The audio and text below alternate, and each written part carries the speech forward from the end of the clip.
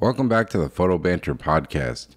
I'm your host, Alex Gagne, and on today's podcast, I welcome on cinematographer Jeff Vogeding. Jeff is a cinematographer based in Los Angeles, California. He has worked with clients such as Nike, Disney, as well as on productions such as The Mandalorian and promotional materials for the movie Nope, directed by Jordan Peele, and much, much more. Jeff is a veteran in the industry, got his start as a photographer before getting more into the motion field and now working full time as a cinematographer.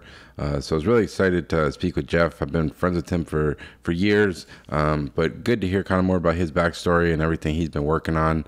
One of the other really cool things he does underwater like diving and filming. Like he's done like filming with sharks and just crazy stuff underwater and cinematography and photography and whatnot. So really excited to talk to him about that. But I hope you guys enjoy this episode and thanks so much for listening. All right, the long-awaited interview podcast with Jeff Vogeding. Excited to get you on here finally, man. You're one of the few friends I've met. Well, not few, but during peak COVID, we connected on that Clubhouse app. It seems funny to talk about, but that's how I met you and became familiar with your work, man. So it's been a crazy few years, dude. It has been in like Clubhouse. I mean, I don't even use it anymore. What a moment in time that was that everybody was sort of trapped in their house. And I mean, I've made some really amazing friends like you that probably I never would have connected with. So, hey, cheers to Clubhouse and its seemingly short life. Yeah, man. So actually, like we talk all the time. Like we talked the other day, we're always talking about photography and business and shit. But there's a lot of stuff I don't know about you, man. So excited to do the deep dive. But I guess to start off, man, like where do you grow up and like what were you kind of interested in as like a kid in like high school kind of age, I guess?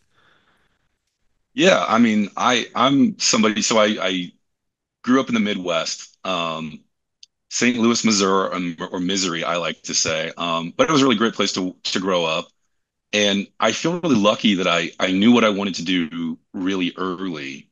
My dad was in the army. He traveled all over the world and he took pictures and shot Super 8 film and he would project them. He would project slides, which is something that's just a lost art. And if anybody's into film, do yourself a favor, shoot Chrome, buy a slide projector. It'll change your life. I think it should be the new hipster thing is like slide parties. And so that really kind of got me interested in photography and making films.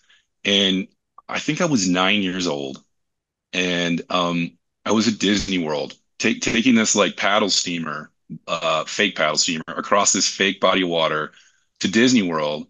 And I saw somebody water skiing in the distance, and I was like, Dad, Dad, Dad, give me the camera, give me the camera. Now at that point, I think he'd given me one lesson. I think I'd taken two photos. I pulled his beautiful Canon, I think it was the FTBQL, Wow. beautiful like chrome leather case. The thing still works. Um, it had a 50 mil on there, and I grabbed it and I fumbled with it, and I took the most amazingly terrible photo you've ever seen. Like, imagine a 4x6, and like Goofy is this big. Ears like shake. It's like I couldn't even hit it. I mean, it was the worst photo I ever took. But that was the moment I was like, I love capturing the moment. And from there on, I've pretty much pursued a path, with many little crooked steps along the way of image making of some way. So it's not hyperbole to say it's been a lifelong pursuit of chasing the craft of photography and film. And the two are so intertwined, and maybe more so than ever. Yeah, I think that's one of the hardest things to do is find the thing that you love. And I think I didn't realize that till later when I got older. It's like some people it's hard for them to figure out what they love to do. And like I am grateful that I kind of found similar to you. I found it pretty early. I think I was like 12 years old or something and picked up a camera. So that's amazing. Do you remember kind of the first camera you got that you kind of started using yourself? I know you mentioned the one your dad had, but do you remember the first camera that was kind of your kind of Oh, go-to? oh, I do. I do. So in the Midwest, you mowed lawns. That's how you made money in the summer. And I kind of got into this thing where I would mow the lawn diagonally instead of like lines Yes, like that, you're the right? And I was you're kind the fancy the I fancy was like lawn. kind of like making it arty, which like a lot of neighbors didn't love and some of them loved. So you would do two things with your money. You would save up for fireworks for 4th of July and then whatever you wanted. So I did a lot of lawn mowing, and I got a Canon EOS because I was a Canon guy because that was my dad had Canon, an EOS 650. Wow. which is this just dates the hell out of me and how old I am. It was the first Canon autofocus camera ever, which just sounds quaint now, right? And I saved a lot, and my dad helped me, and I bought it a few years after it came out, so it was cheaper at that point. Um, but it was such a cool camera. And I feel so lucky to have had that. And I remember my mom saying to my dad, you shouldn't buy that. That's expensive." And my dad was like, "No, he should." And I mean, I can't thank my dad enough in the end for sort of inspiring me and encouraging me along the way. And that camera, I mean, I blew the shutter out of that thing. I shot so much on it. That was the beginning of your gearhead because Jeff is a serious gearhead. If you always been Ugh. like that I was mean, that was the beginning. it's I'm a gearhead, but not a gearhead. Like Okay. I mean, I get into the geeky stuff, but I don't let it get in the way. And like, I'll be the first person to ignore rules of like, even though I know like, hey, ISO, 10,000 looks like crap, but I'll shoot it. I think knowing the tools and geeking out is fun, but ultimately these days, especially, I mean, all the tools are really incredible. I mean, there's not a bad camera really, whether it's a still camera or a motion camera. They're really amazing. The differences are like this, and a lot of people really get into like, well, this is so much better than that. And nah, they're all Yeah, great. It's a poor artist who blames their tools, and there's never been better tools. So the cameras are incredible. I know people. I mean, even just the iPhone. I know people probably don't want to hear that, but like the new iPhone. I was with my friend at the Dodger game like a week ago, and he has like the 15 Pro Max. I don't have that one. I have like the one below that. And he was showing me he could like zoom in like across the stadium, and the quality was insane. And it's like I think it's easy. I'm sure you can relate. Like it's easy to get bogged down by like the gear shit, but like at the end of the day, it's like, do you have an interesting idea to execute that's going to be interesting for people to watch? You know? Yeah, no, I couldn't agree more. And just to talk about the iPhone for a second, it's amazing. It does things that no Canon or Sony does.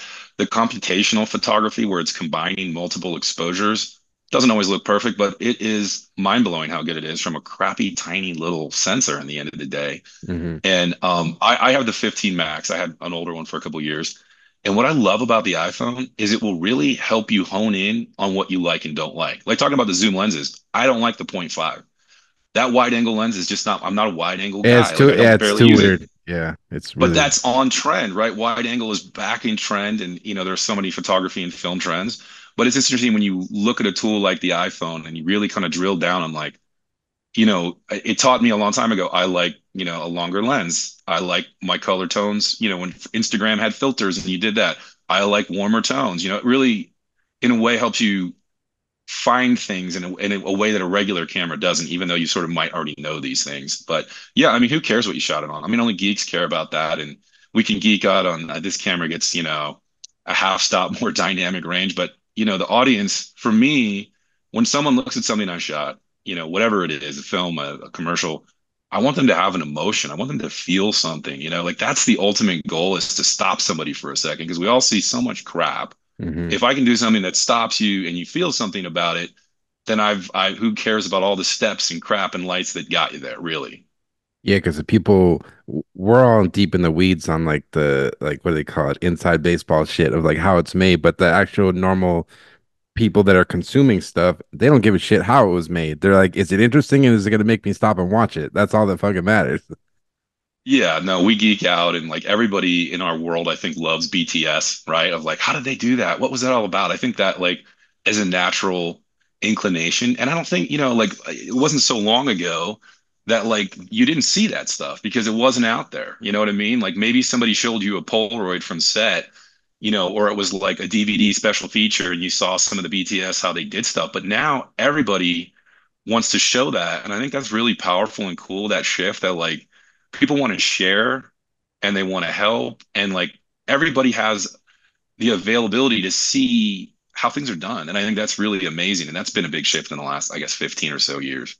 Yeah, and that was a cool thing. Like when we first connected on Clubhouse, and we'd have these like great conversations with sometimes great conversations, sometimes terrible. like, but we'd have these great conversations about this like making work, and you were always like open about like talking about how you did stuff, and like your experience in the business and like especially like working at the level you're doing it, a lot of people can be kind of closed off, but you seem like you always were this kind of open to this, telling people how you did it. I think you should be because, whether it's a still or a moving image, it is a journey for everybody who's an artist, right? Like you should always want to learn more. There is an infinite amount to learn, and it could be the technical stuff, it could be the art history of it, it could be the mindset. Like you can always learn and better and sort of find yourself and move the needle for you. And I think that goes with any professional is always wanting to learn. So being open about that, I think is important. So like if somebody asks me how I did something, I'll tell them because there are no secrets, there's no magic. Like at the end of the day, I look at it as it's kind of your taste level. Like how do you see the world? What is your taste level? And everybody else could do the same thing, right? So what separates you is your voice. Yeah, because even you sharing like how you did a certain thing isn't, I'm gonna do it differently, but it's cool to share that information and like you can kind of, further your journey in photography. I'm sure you still, even at this point in your career, you probably learn stuff from other people that are in the business. They could be younger, older, whatever. It's like everyone has a different approach and their experience and the stuff that they've done in their career is different than what you've done.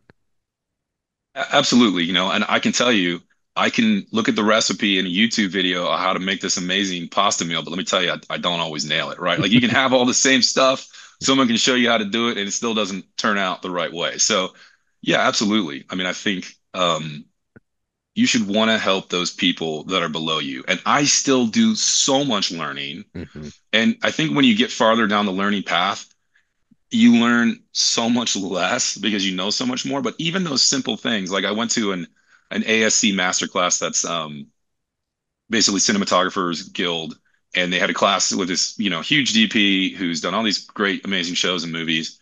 And I think I learned three things, like almost nothing, but those three things were still powerful for me. And to see him light a scene, I go, well, I wouldn't do it like that, but that's interesting. And it's like little things can move the needle for you, and you should always want to learn because it could be something that seems innocuous at first about how they deal with the client or little details that can go a long way in helping you get further down the road, whether you're doing it for fun or money or both. Yeah, and I think we had a conversation the other day about how like I've been in this business for almost 20 years, and I think it's same with you, maybe even a little bit more than me, I know. But like the business has changed so much, and like you have to be able to be like flexible and be open-minded to trying new things and be that business wise or creatively or whatever. It's like yeah, I don't know. I just try to keep an open mind and just kind of learn from other people, and that's what I've been trying to do lately because it's been a tough year, like we were saying before. But like the thing I've always appreciated about you, man, like you still have like a genuine excitement for this. And because there's a lot of people, the longer you get into this, they get a little jaded, which I understand because it's a very tough business and you can kind of lose the faith and the passion for it, I guess. But like, how do you think you've been able to like stay excited about this for so long? That's like I said, I was 8 or 9 years old when I first got into it. And I think again, if you challenge yourself to learn more and more, you're never going to be bored. There's always a new technique. There's always a new thing. Like I'm shooting this on an R5 with a Canon 28 to 70 f2 lens, which is my favorite Canon lens ever. It's an incredible lens. If you haven't tried it, you need to. It's amazing. And I gave myself about 10 minutes to set this up. I gave myself 10 minutes and I hadn't set up a camera as a webcam since COVID. And I was like, it was kind of a thing where people would make a setup, right? Kind of make Yeah, it pretty. yeah. And I was like, what am I going to do in 10 minutes, to make it with just the stuff in my room? I had to buy a cable because I didn't have it. And I was like, every opportunity to make an image, whether it's just of me in this moment Hmm. or with your iPhone, is an opportunity to experiment and play and learn. And like as many times as I light something, I'm still challenging myself to do it in a different way. Like when I light a face, I like to have two lighting setups if I don't have a lot of time to see what looks good on them. And I think I know pretty well people's faces. I'll look at like, images of them in the past and what looks good, but like there's so much nuance. And the more time you take practicing and researching and looking, the more excited you are. And you realize you don't really know anything. You Yeah, may know a lot, but you still don't know anything. yeah. So for me, it's constantly trying to do new things. The other thing that keeps me interested is I'm kind of this isn't how not to do your career. I love to do a lot of different things, Yeah, you yeah. know, and everybody will tell you pick a lane, go in it. And I would probably be farther along, but I love to do underwater.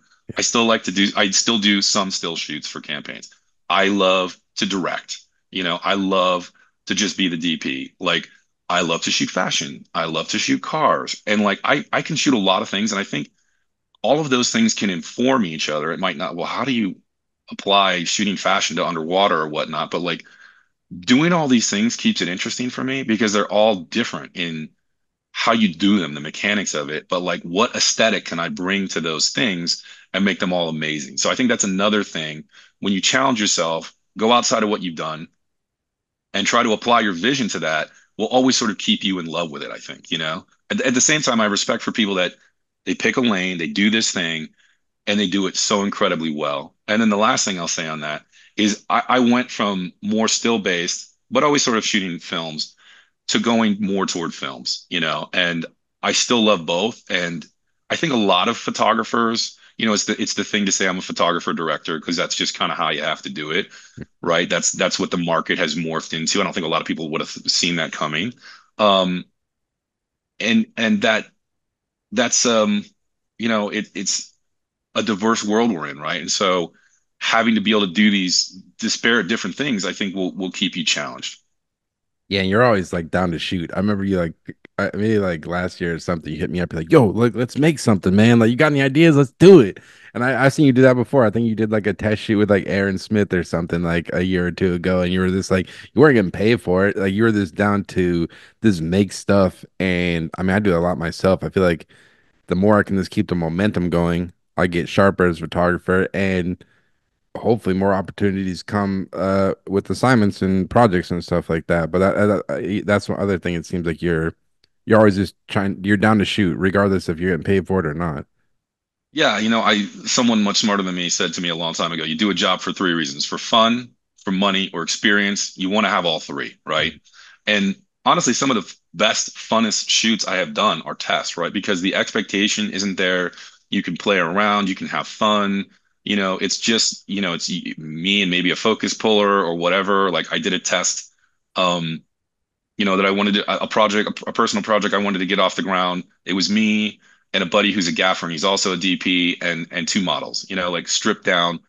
I think you should always want to be shooting. You know, you should always have that passion in you, and you should always have personal projects that you're thinking about. And some of them take a long time to get to them, and some of them you're going to work at. And some of the biggest photographers and directors I know, I think a big part of their success is their personal projects and their desire to shoot and shoot and shoot and refine and chase those things. And I saw some huge photographers and directors that you would think would never do stuff for free, would do tests that they do, you Hmm. know, because it can serve so many purposes from even from a business standpoint, um, to horse trade for things or just to like nurture your creative soul, right? To like do things that you love. Like not every job you're going to do is going to be exciting. Hopefully most of them are. And for some people I know they hate every job they shoot.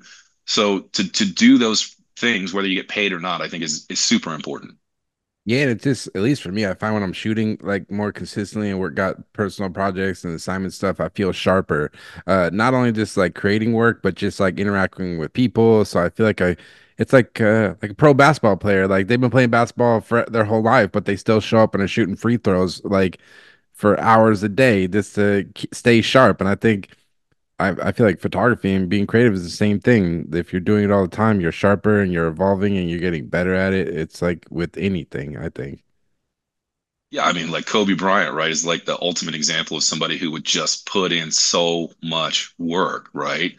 And I think putting in that work from just like a mechanical, like this is how the camera operates, this is how I talk to the talent, and then again, just sort of feeding your soul as an artist of wanting to grow and get better at your craft.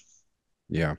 And for you, like when obviously you were lucky you knew you wanted to do this as a kid, did you end up going to the school for photography or you just kind of self-taught or like what was kind of your road path, I Yeah, guess? so I have two worthless degrees. I went to I always knew I wanted to pursue photography and film. And my dad was like, why don't you, get a regular degree? I think that would behoove you to like, do that. And I was like, yeah, great. So I signed up for what I thought would be the funnest school, which was UC Santa Barbara. It was like, I want to say top five party schools in the US at the time. And it was UC Santa Barbara is a magical place. It is the coolest of all the UCs. It's now, I mean, really hard to get into. I mean, it was hard then, but it's really hard. And it's top, depending on who you ask, top 30 in the US schools. Hmm.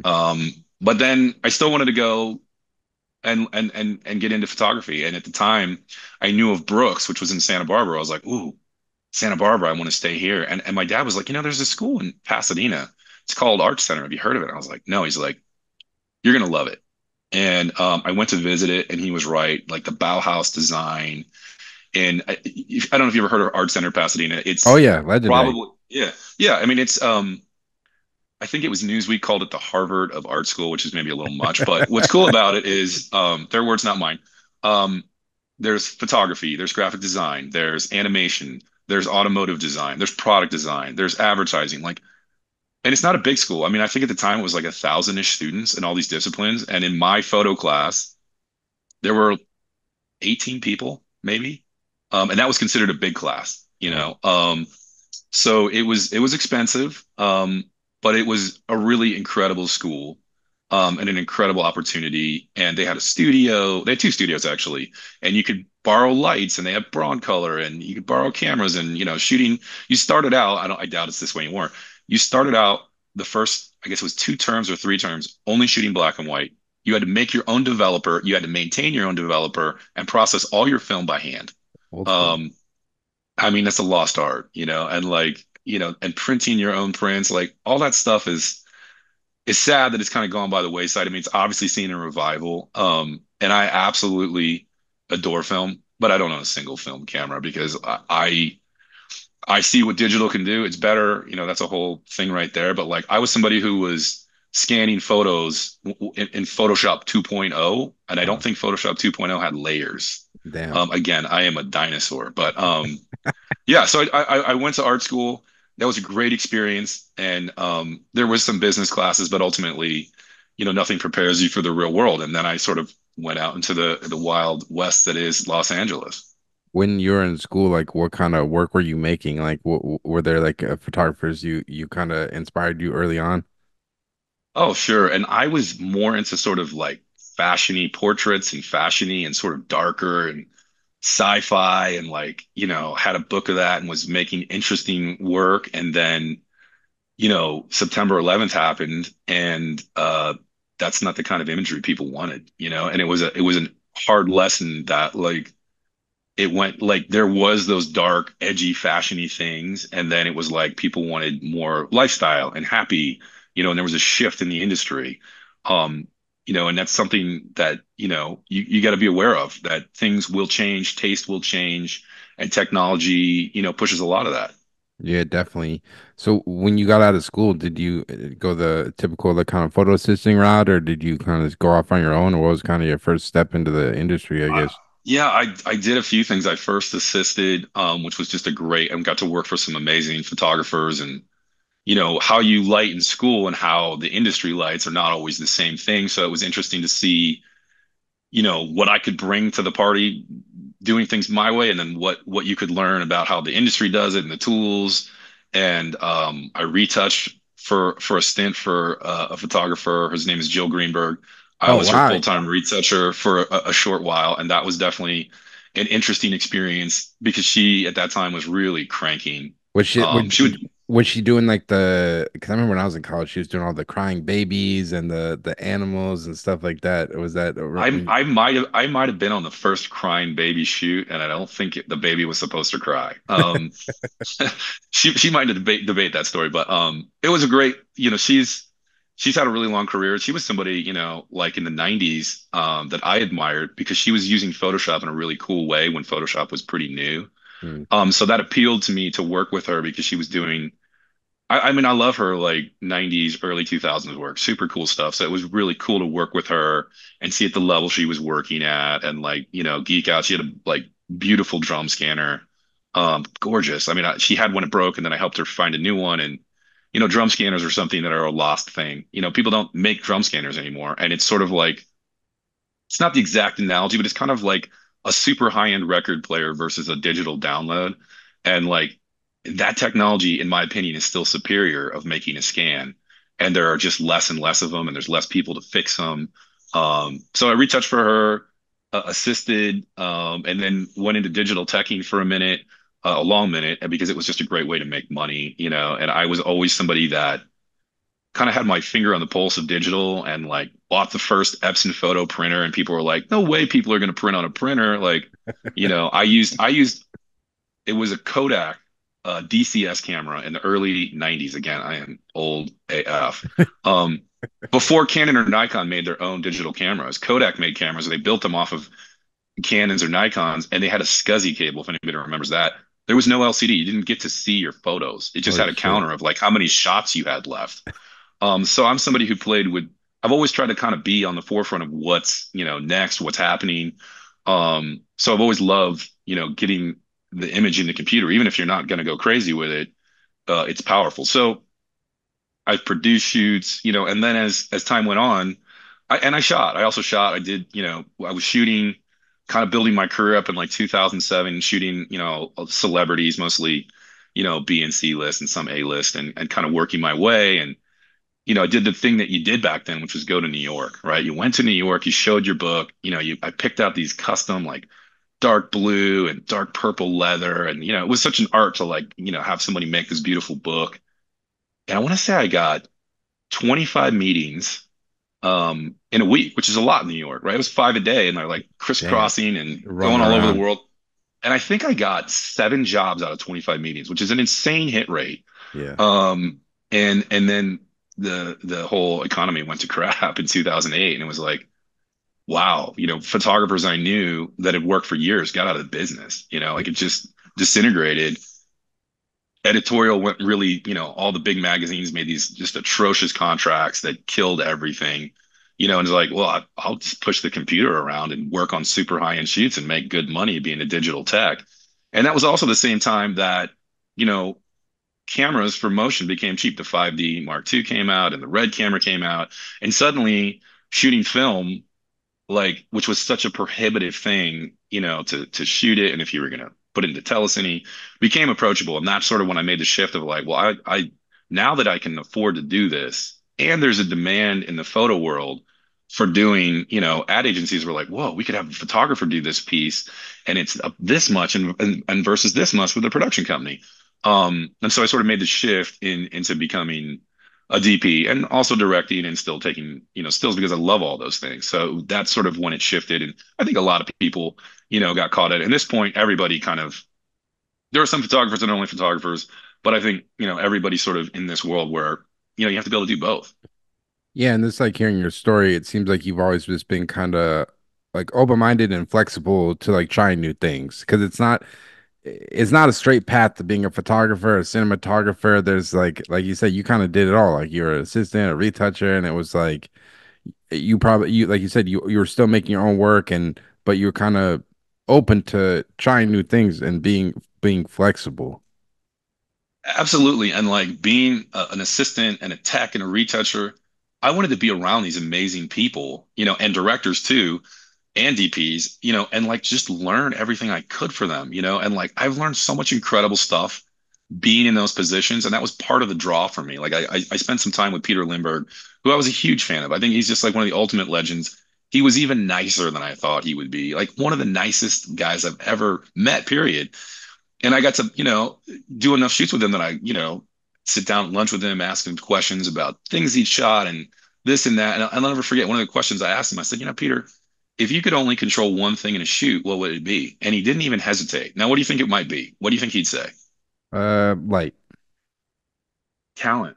talent. There's an irony to that, right? Because anybody who knows Peter Lindbergh's work, he was at the age of the supermodel got invented. He shot at every big supermodel. He shot the biggest actors and actresses, the most beautiful people in the world. And Hmm. he said the most important thing to him was the talent, right? And I'll never forget that.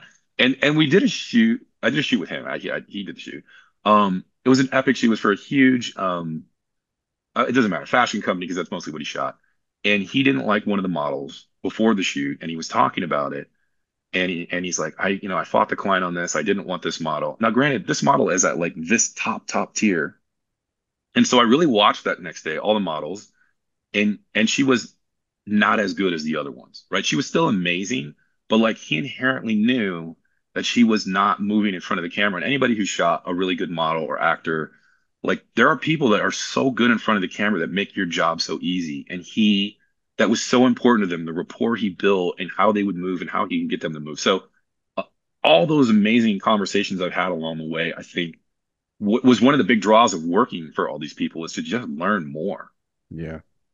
Yeah, he's an interesting guy because he has had like such a distinct style, and he just knew it seemed like he knew exactly what he wanted, and he kind of just like stuck to it, which is I don't know. I feel like, do you feel like you have a distinct style with your work? Is it something that's like took you a while to kind of find? Because that's something I struggle with myself. Because like certain photographers, you just know, like, okay, that's a Lindbergh, that's a Avedon, that's like Ockenfels or a Joe Greenberg. Like they have you when you see it, it's theirs. Like, how do you kind of approach that Yeah. aspect of your work? It's a great question, and I think it's one that every, visual artist either struggles with or knows exactly, and I always love the saying, you don't find your style finds you. I mean, in one sense, I do think I have a style, absolutely, right? Going back to like it's your taste and how you look at the world and what you like. At the same time, when you're a DP, you're kind of more tasked to be, and I don't really live in this world, but like make things feel natural, right? Especially if you're doing narrative work. I do more commercial work, which is less rooted in reality, but I have a style, I think, but it's malleable. It can move. I mean, I guess I come from a mindset. I'll say this of I really love ads. Like I loved ads like I loved getting the September issue of Vogue because it was the thickest, but also it had the coolest editorials were generally that they spend the most money on it, but it also had the coolest ads of the year, and like I love beautiful imagery. And that's kind of been what advertising was for the longest time. It was aspirational. It was beautiful. It was you wanted to be that person or own that, vacuum or whatever it was.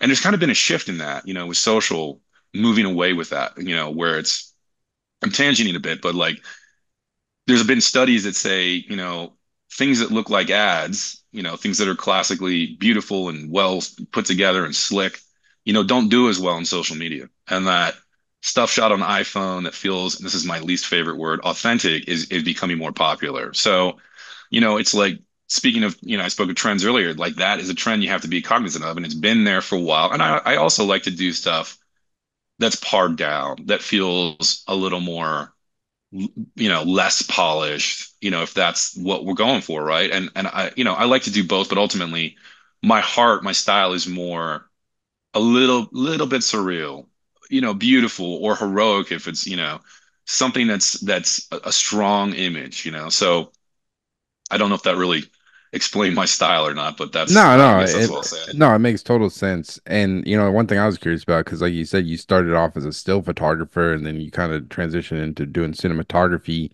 Uh, do you feel like your still photography style kind of transitioned to your cinematography, or is it kind of two different things, you think? It's interesting because I just did a shoot in a pool where shooting stills and video and going back and forth. And so they look cohesive because the lighting is the same. Um, and it's interesting to see how your style. I used to like super depth of field. I love deep depth of field, and then now I like it thinner, but I still like deep depth of field. So I mean, I think your style changes maybe, sort of a little bit on trend, but also, you just appreciate things differently. You see the world a little different as you see the world different as you age. It's sort of it morphs. So yeah, I think in some ways they each inform each other. Like things that I like about photography, I'll bring to cinematography, and things about cinematography I like, I'll bring to photography. And like right now, this lens does not have a filter in front of it, which hurts me inside because I live two places and all my stuff lives in LA, except for a couple of things. The other place I live, and I don't have a piece of some sort of diffusion like I would normally have a Hollywood Black Magic, which is like, or maybe a classic Black Soft, like eighth. Now that's Yeah. getting geeky, but like there was a time that no photographer put cinema glass filters in front of their cameras. Now that has become incredibly popular in the last, I don't know, 5 or 8 years, give or take. Um, so I put cinema filters on my still cameras because I like to take that edge off. That's something that's coming from one side to the other. So yeah, I think they both inform each other. Look, in technology, it was easy to take a single frame, and then somebody said, "Hey, wait, what if we do 24 of those a second?" Right? So there's this bounce back, both aesthetically and technically, that go between the two things, I think.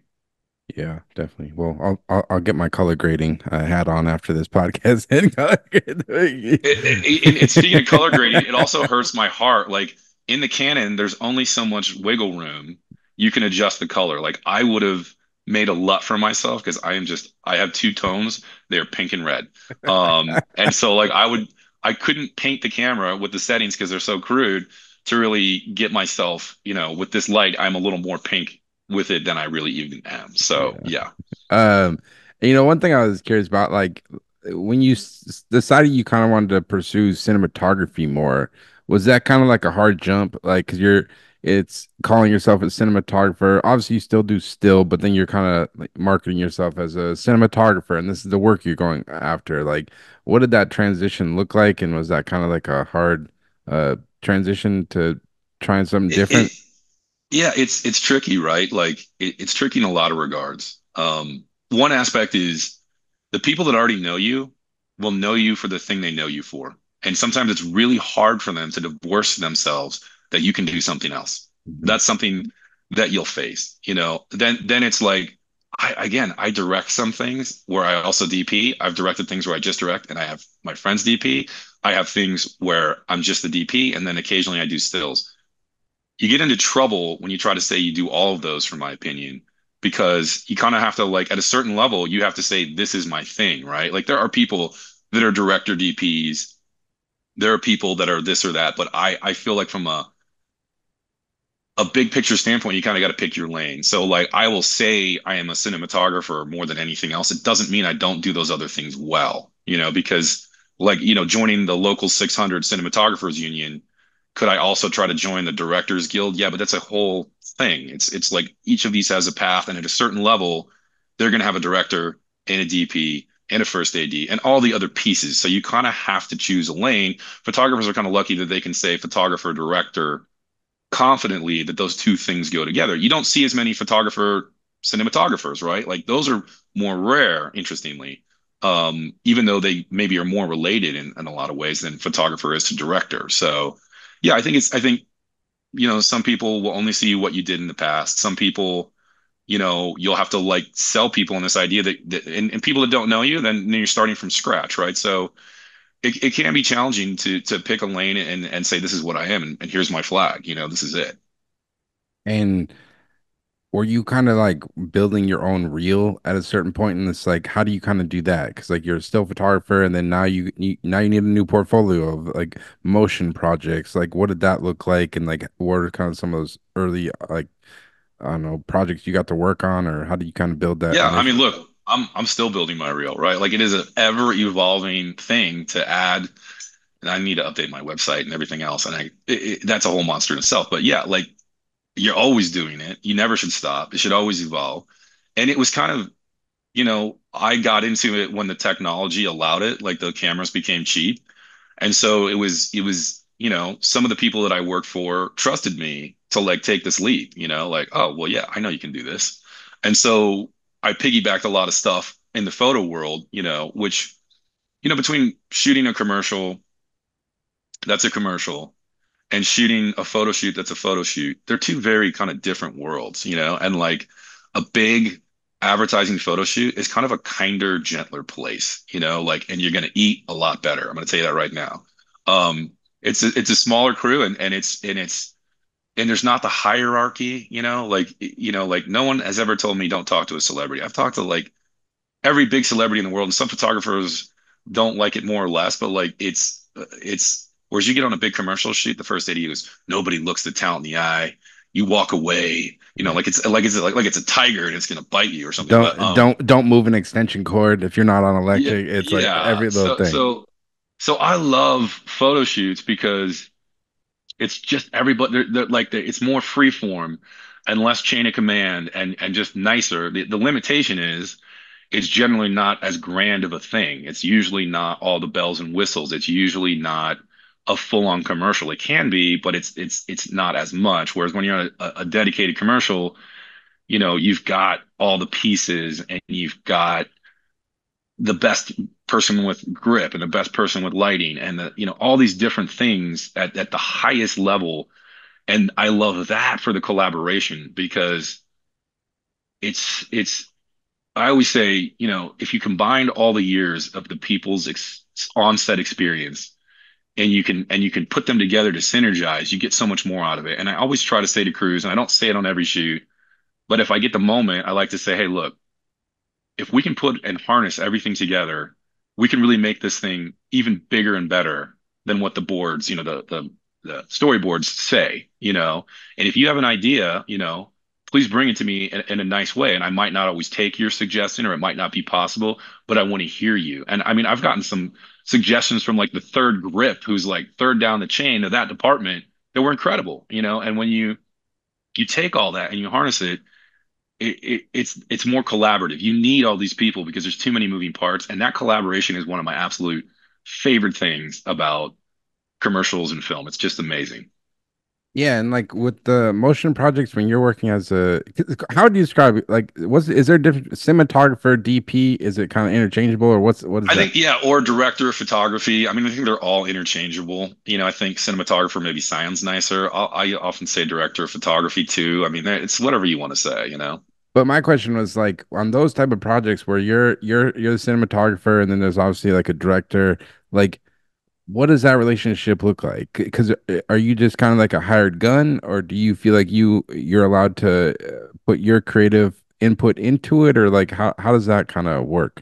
Yeah, that's a great question. And it really depends, right? Like your relationship with the director is everything. And ultimately, your job is to bring their vision to life, right? And some people are very communicative. Like photographers tend to know light, right? So they are different directors than some directors that just do commercials that don't know light, for example, right? And some people will be very explicit. And then, I work with one photographer who's also an incredible director, and he gives me so much leeway, which is the ultimate compliment because he really knows his light. And not every photographer really knows how to light. He's an incredible technician as a lighter, and he gives me the leeway, and I will show him options like, well, what do you think about this or that? Like, and if I feel like they're not happy, then maybe I'll change something. So it just depends on the trust level and their technical level, and some people will be like, I want a wide shot that feels moody, and you're like, that's all I got. Okay, cool. That gives me a lot of leeway to do something. And some people will be,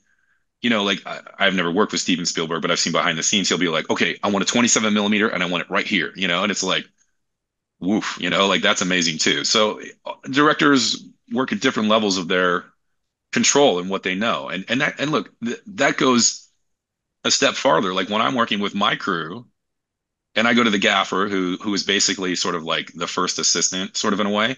Um, Sometimes I'll go, I want an 18K, I want it 10 foot up, and I want it tilted down, and I'm gonna finesse it. And sometimes I'll just go, hey, I want hard light coming through those windows, and I want to see some streaks of light.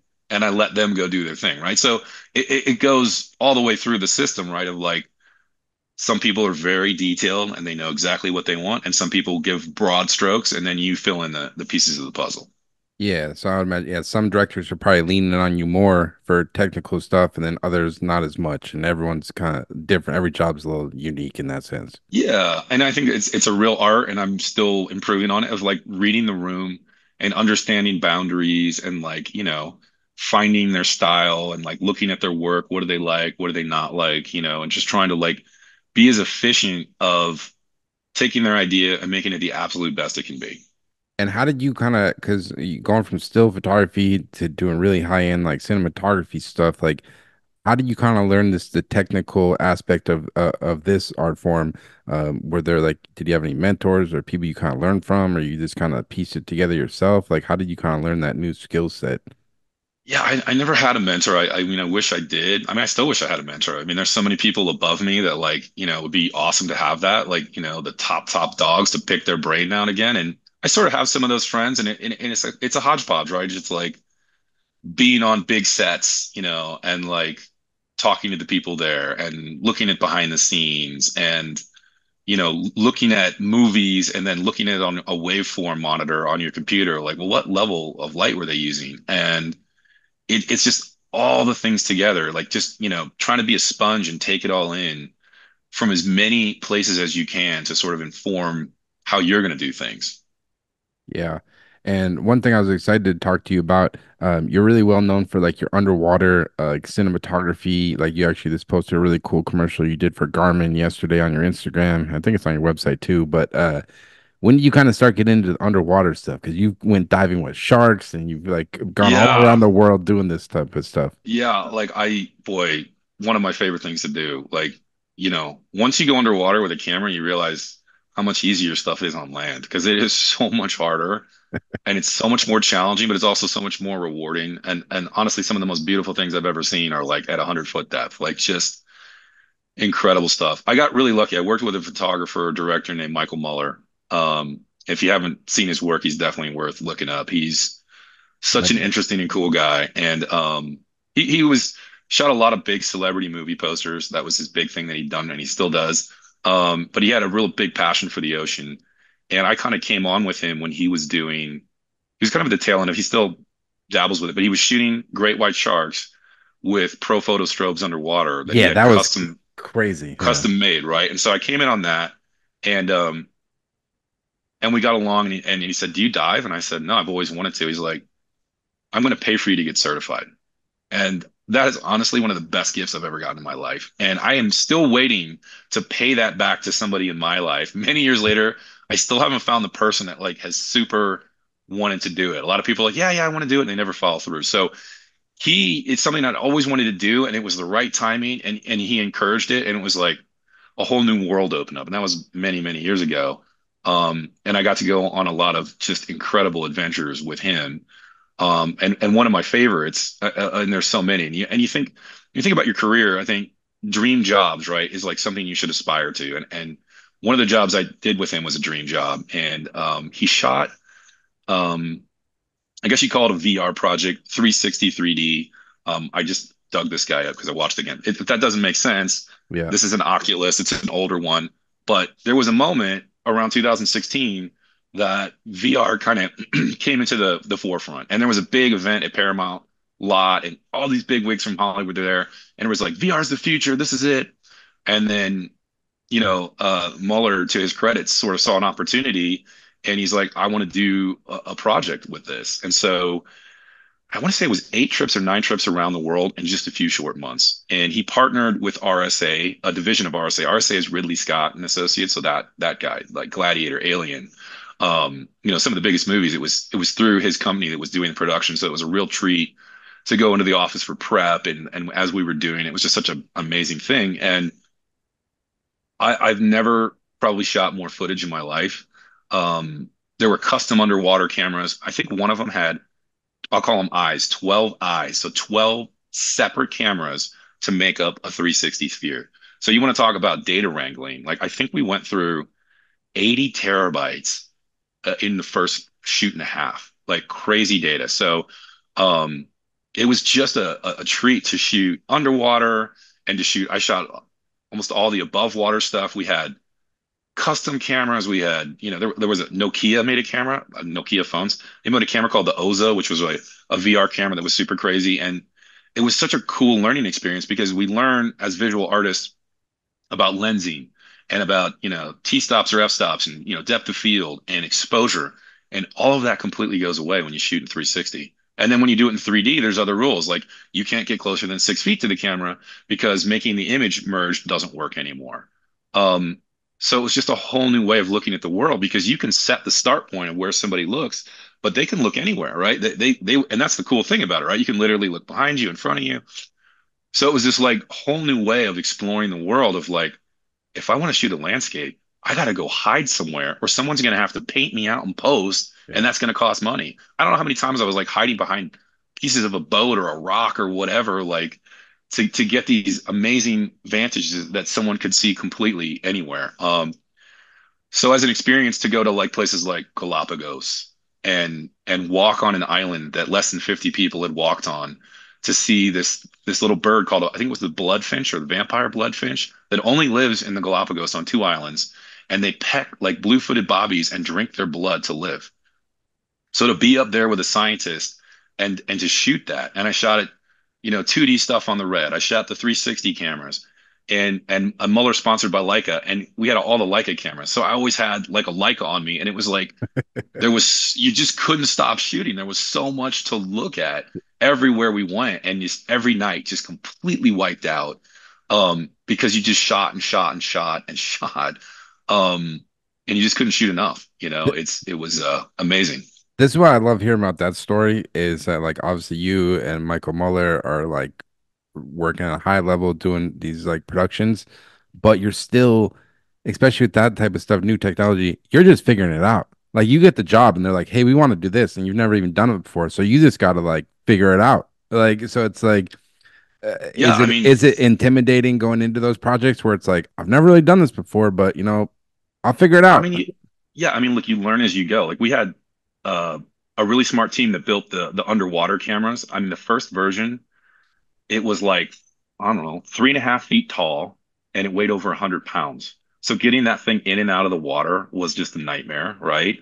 Um, so you learn as you go, and like that first camera got replaced 4 months later for the second version that had even more, well, what happens if you go too deep, or what happens if it gets too hot, or what happens if you get too close? Can you still save the image? Like, do you keep the shark, what happens if the shark gets away? And how long is it going to take to download 12 cameras at a time to put one sphere together? And what happens if one of those cameras dies? Do you have enough cameras to fill the rest of the sphere? Like, it was definitely, and that's sort of the challenge, right? Is trying to figure it all out. Like and then what shots work and what shots don't work, right? Like how much proximity do you put to an object to have like a foreground, a midground, and a background? So, you know, it's a shame that the technology kind of went away. Like 2016, they had an event, like I said, at Paramount, and then 2017, they had another event, like a quarter of the people were there. It kind of went quiet.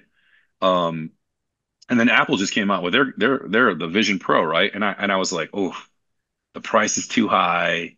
The battery only lasts 2 hours. There's a lot of things about it that were not perfect, but it's still, as a technology, it is by far, like, it makes this look like, I mean, Oh junk. yeah, I think yeah, we're still in the early days of that. Like it's if you look at the first iPhone that came out like 15 years ago to where it is now, and it's like it's just an evolution. It'll probably be the same thing with that. It will, and I'm going to go backwards here to the 90s. I Yeah. had one of the first commercially available digital still cameras. Do you know who made it?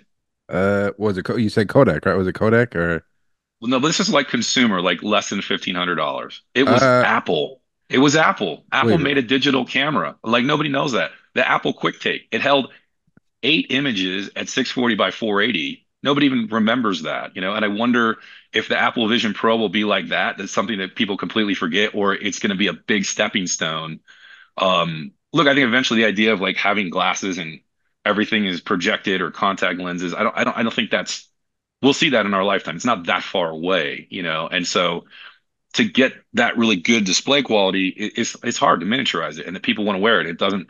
I mean, to wear this for a while sucks. It gets heavy, right? the Apple. Wow, I Yes, never even seen yes. Apple. How much Wow, is it?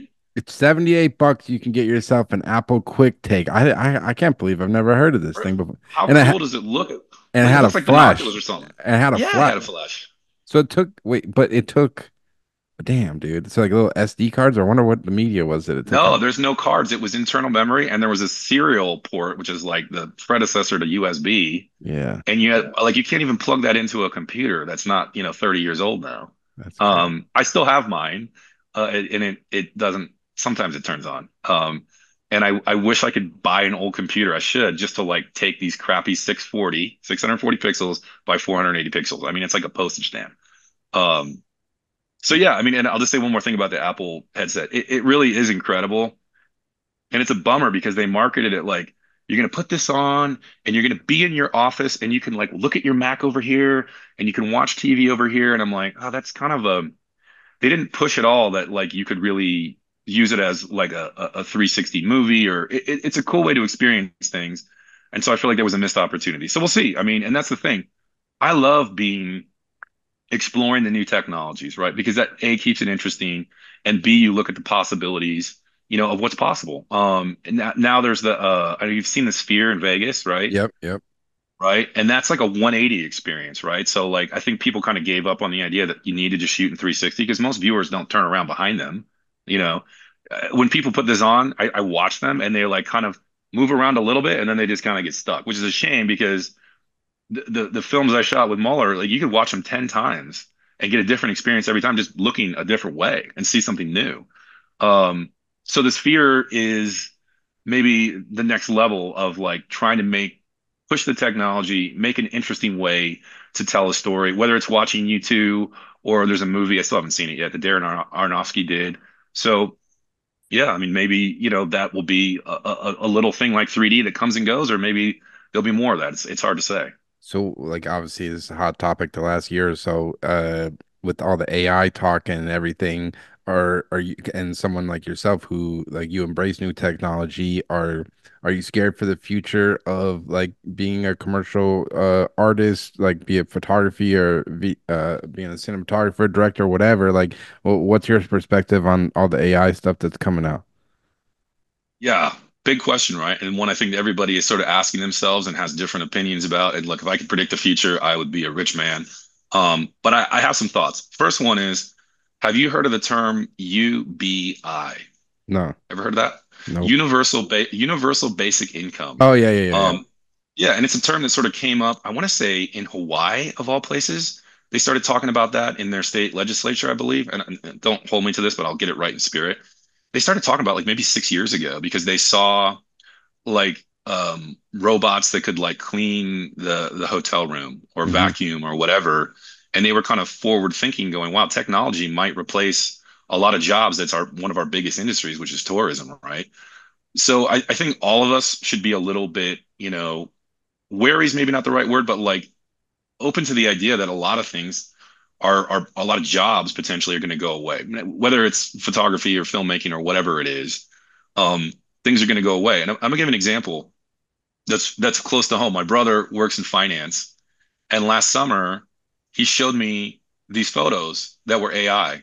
So he's in Southern California in like a little tech center, and he got marketed to do basically buy these stock AI photos. And like, hello, I'm your brother. I would always shoot photos for you.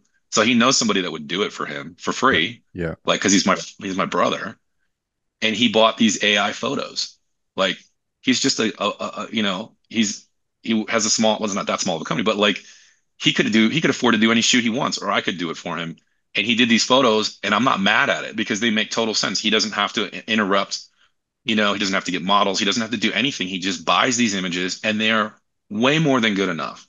So Hmm. this is happening at a real level, like that I think people don't necessarily acknowledge. Um, and I think in a way, I'll use another technology example. And this is a story I heard, and I don't know if it's true, but I've heard it from three people that one of the big car companies in the early 2000s did an ad completely in CGI of the car, and when it was relatively new and super high tech. And that company said, um, we're never going to shoot a car ad again. And then like 2 years later, they were shooting car ads. Why do people shoot things in real life versus some other medium? And the answer is because people want it to happen. They want to do it, right? Yep. And so, if the pyramid of work is like the high end and then the middle and the bottom, and I don't know, you could argue that maybe the middle has disappeared, right? Just as the middle class is sort of disappearing. Hmm. Um, it's going to be high, in my opinion, it is becoming more high end and low end. And it'll kind of be, in my opinion, and this is maybe not a perfect analogy, but like it's like a record, right? Like in the 70s, records made the most money, and then it became tapes, and then CDs made the most money, and then we downloaded music, I guess, and paid for it, and then it's streaming. But best guess what's come back in a huge way and been a big profit center is records, Yep. right? Not because they're better. So I think doing a shoot, whether it's a photo shoot or a commercial, it will be because people want to have that real experience, right? And that there'll be the money to do it, and that they'll want something authentic, my almost least favorite word. And that will be the way forward. And you could argue it's already kind of there now in a way. So look, being a visual artist, a commercial one, has always been a profession where there are more people that want to do it than there are jobs, right? That has been the way it is. And that is the trend line. And with the technology, it's never been easier to be a visual artist, which is fantastic, right? So there's going to be maybe a little bit of a shakeup. And some people, you look at LA right now with the way Hollywood is going, and people are finding other jobs. Like there's big news articles, New York Times, LA Times. So yeah, I think it's real. I think it's happening. And you have to embrace these things and find your niche and just keep pushing forward with your art. And I'm always exploring those tools and looking at how I can leverage them to do my vision. So yeah, I mean, dig in, get after it is my Oh, opinion on it. yeah, I agree. I don't think obviously, yeah, some sectors are gonna go away, like certain photographic or motion projects, so you can use AI to save time, money, whatever. But the human element's never gonna go away.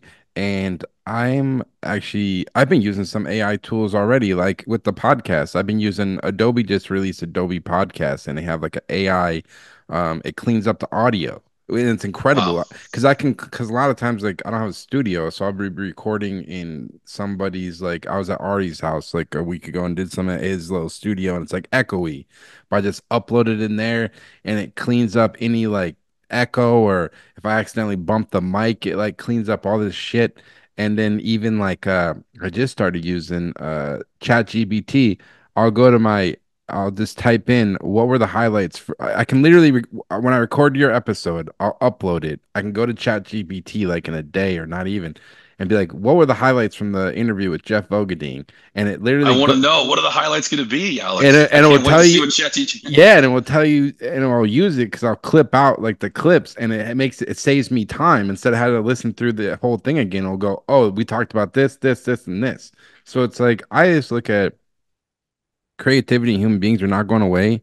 The way you create work might be differently and the way that you like publish work, where it goes and how it is going to be different, but it's I think it's just another uh another way to be creative. Like you got to think outside the box and we were talking about the other day. It's like you got to be flexible. Unfortunately, it's just the industry isn't what it was Yeah. when we started 20 plus years ago. No, no. Like I remember being on a shoot with a big celebrity. I won't say who, but huge, huge celebrity. And there was like, it was an editorial. There was a motorhome for them. There was a motorhome for their friends. There was a motorhome for hair and makeup. There was a motorhome for styling. And then there was a motorhome for crew. There were five, I think it was five motorhomes for an editorial shoot for everybody to be comfortable. Like that just doesn't happen today, And so, yeah, look, like you said, I mean, I think it's exciting, all of this stuff. It can be bewildering and overwhelming, but it's also have that zest of your craft and your vision to find the niche and express yourself in whatever that new medium is. And I think with all these algorithms running the world, it's a challenge, but let that challenge excite you, and take it on head on. Yeah, change isn't easy, even for myself. Like this, like trying different stuff, and it's just like you kind of and the older you get, it get kind of easy to get stuck in your ways and how you did it. But it's like I'm trying to like just be more open minded and try different shit. See what works. Throw shit I against the think I, wall. I think that's what you said right there is really it resonates with me because when I set up a shot, it doesn't matter still, motion. If I don't like it, I know I immediately have to change something. Like, do not stop until you get what you want. You have to be persistent. And the more you do it, you realize I don't like that. And so maybe you avoid doing something in the first place, but like keep that momentum of moving to make the best thing, Mhm. and that's so important to really honing your craft and being the best you can be. Yeah, definitely. And to go back on some of the water diving stuff, because you dove with sharks.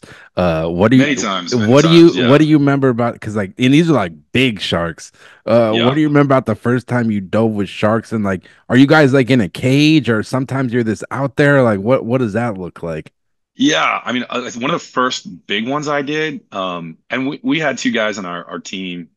Mueller has so much experience diving with sharks, and then two other guys that are like that is their profession. Brock and Mornay, who are just incredible people, but are also incredible. I mean, they've had thousands of interactions in the open ocean. And we were doing Tiger Beach. Tiger Beach is this like spot. It's like a seamount, and it's like halfway between Florida and like the Bahamas in the middle of nowhere. and they started tracking tigers, I want to say in the 90s, and they all saw them like congregating there. And they're like, what are they doing? And they figured out there's a seamount. So it's like thousands of feet of water, and then the seamount comes up, and it's like 20 something, maybe 30 feet of water and a sandy beach. And these tigers just come hang out there. Um, they're a little bit like pets at this point because for since the late 90s, people have been going there and they just feed them. But they're still just monsters and they're always kind of cruising at the edge of visibility. And then they kind of come in. And the biggest ones, there's one, I think her name is Emma. She's maybe 18 feet, right? And like Jaws in the movie was 20 feet to give you an idea. Now, great, whites are thicker animals, but they're still super imposing. And you kind of just you're supposed to kind of stand your ground. And when we were filming, the tourists that go there, like they sit on the bottom, they sit on their hands, like there's all these guys around them, like don't move, don't do this, and you're wearing gloves and a hood so to like kind of shield things that might look like yummy to sharks. And we're just kind of like, well, I'm just doing whatever we want. And I remember coming down to the bottom, and there's just one coming at me, and I'm just like squinting my eyes and mad dogging. I'm like, you're gonna turn, like you're gonna turn before I do. So that first eye was like, woo, and then you get used to it and you see their behavior and there's things you do and things you don't do. And I started to get a little bit of an idea of like what behavior to look for. And you're around guys that do it every day, so they kind of know. And you learn from them. Like there'd be days where you think maybe you jump in and they'd be like, no, we're not going in, because the visibility sucks, right? Like the visibility's just not quite good enough that like you're not going to see it until it's on top of you, right? So, and there's still more to learn in that. But like I remember being in a spot in Cuba where there were literally probably 150 sharks, and they're not that big. They're like 8 feet biggest maybe. And you're gonna roll off the boat and you're like, I'm gonna land on a shark. Like Holy shit. there's that many of them. I have a little tiny video of it on Instagram somewhere. And like I just pan the camera a little bit and you see like 8 sharks, like just in this like, but it was incredible to be around that many sharks just cruising around like puppy dogs. So it's definitely scary, but people are you scared of the sharks? I'm not scared of sharks. I'm scared of the ocean. Mm. Like the ocean doesn't care, and like things change, and like I'm more scared of just the ocean in general. And I'm not saying I'm so scared of it, but like just the ocean doesn't care. And sharks you can kind of read and decide if you want to be in the water with them, but like the ocean is a beautiful but cruel place, and anything is possible. And diving is one of those sports that like you can die, like people die diving. And that's how many sports can you say, oh yeah, you could I mean, die yeah, playing, pickleball, like you could, but not. that And look, happened. that Yeah. said, it's safe. It's especially just doing conventional scuba. It's pretty figured out. And I've had a couple little, malfunctions and where you've got to think quick and what am I going to do? And, where's my buddy? And how quick is my air going? And, like you do it long enough, something's going to happen. But like, I think that's the exciting part about it is that like you've got to problem solve and you got to figure out. And you got to have backup. I always love, there's a saying in diving, three is two, two is one is none, meaning redundancy. If you have three dive computers, you can count that you have two because one fail. If you have two, you at least have a backup. And if you have one, well, you have nothing. Yeah. And I had a shoot where like two dive computers died on me, like during the shoot. I'm like, well, that sucked because you're supposed to like come up, but I'm like, eh. And so, well, I still have my watch, my regular watch. I can look at my breathing and I can look at my air. So, the challenge of it, the excitement of like that things can happen and will happen is kind of, I think, one of the things that I love about it because you got to be on your toes and you got to think about so many things and that at a certain point you kind of get into the zone and you're just flowing and it's like magical, like everything is working and it's beautiful and the animals are doing their thing and you're getting great shots and everything else in the world just sort of disappears.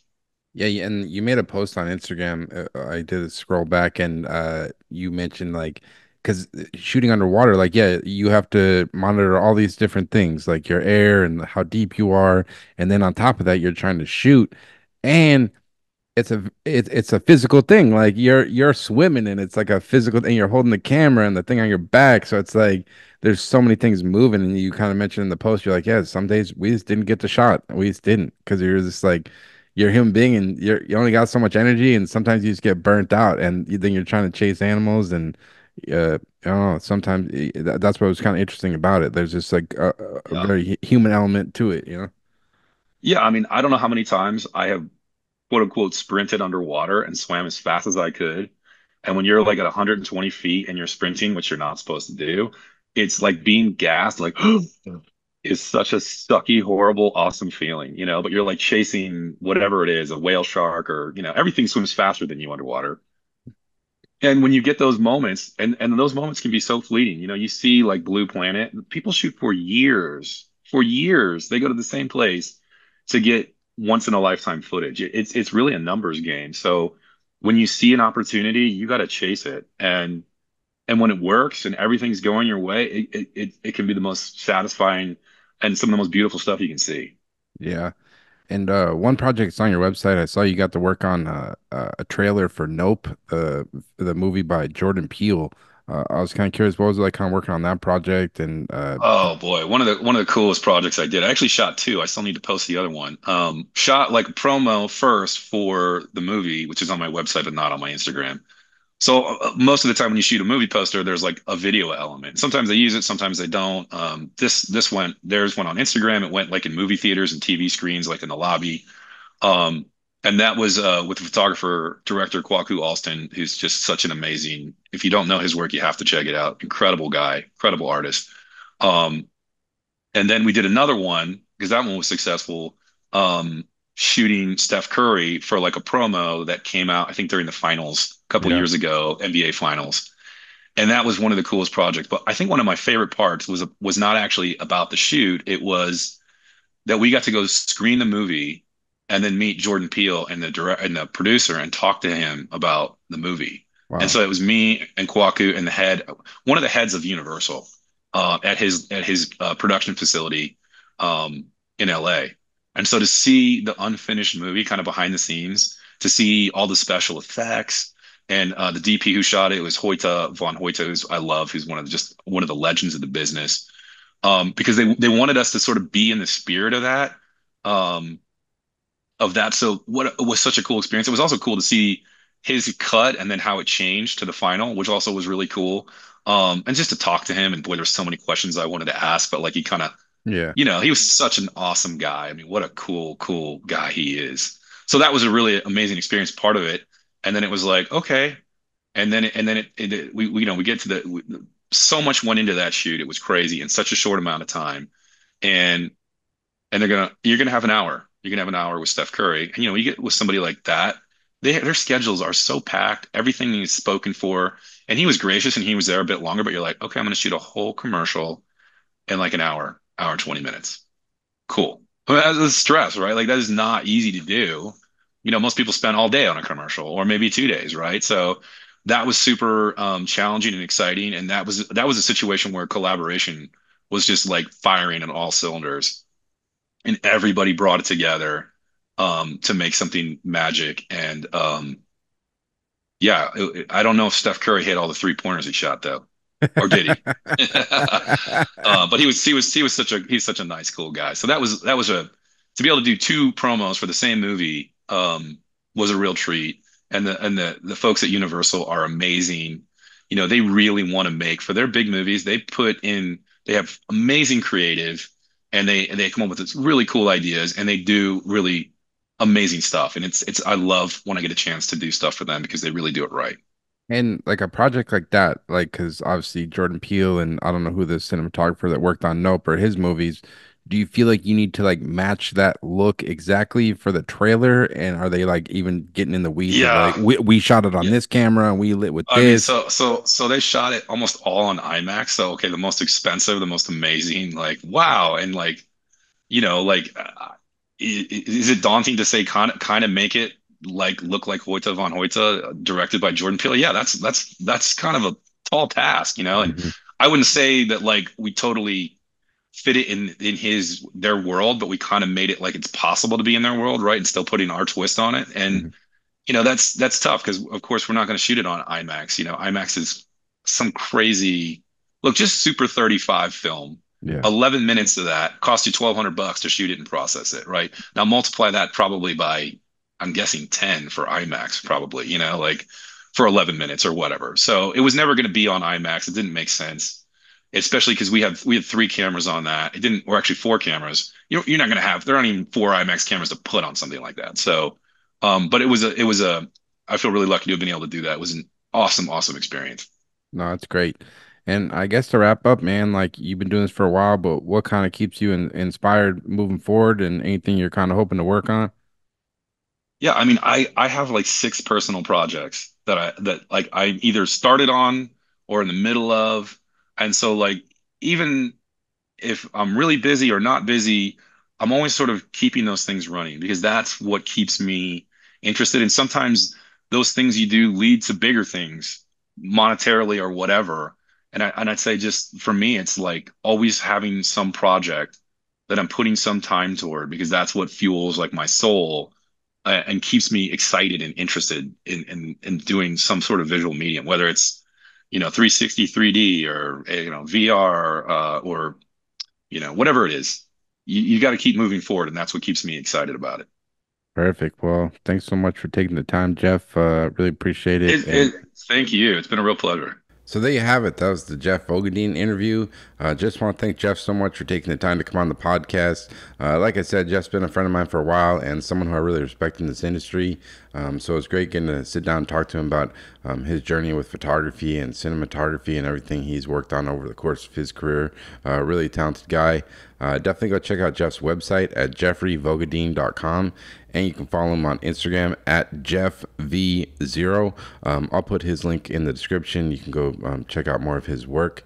And I got more interviews coming, and all interviews moving forward. If you want to watch the video interview, you can go to the Photo Banter YouTube page. I'll have the video version up there as well as the audio version, always available on Spotify, Apple, wherever else you get your podcasts. You can get the audio stuff, but definitely go check out the Photo Banter YouTube page. I'll be uploading there and some more videos coming soon. But as always, thanks so much for listening and take care.